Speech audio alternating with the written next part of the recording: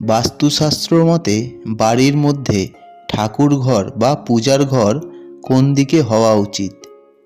শাস্ত্র মতে ঠাকুর ঘর সবসময় ঈশান কোণে হওয়া দরকার, কারণ উত্তর পূর্ব দিকটা হলো বৃহস্পতির স্থান, শিবের স্থান, বাস্তু দেবদেবীর মাথা দিয়ে শোয়ানোর স্থান। বৈজ্ঞানিক মতে ধনাত্মক শক্তির প্রাচুর্যের ভরা।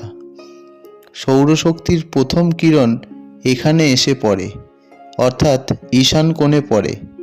ঠাকুর ঘরের পরিস্থিতি অনুযায়ী বসে অথবা দাঁড়িয়ে ঠাকুরের পুজো করা যেতে পারে, তবে ঠাকুর ঘর একদম সেপারেট হলে আরও ভালো হয়।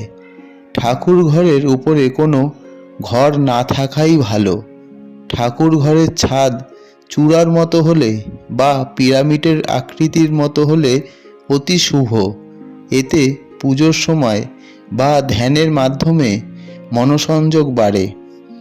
দেবদেবীর বিগ্রহ এমনভাবে বসাতে হবে যাতে তাদের মুখ পশ্চিমমুখী হয়, কারণ যিনি পূজা করবেন তিনি যেন পূর্ব দিকে মুখ করে পূজা করতে পারেন। তবে উত্তর পূর্ব দিকে মুখ করেও পূজা করা যেতে পারে। এখানে একটা কথা বলে রাখা ভালো যে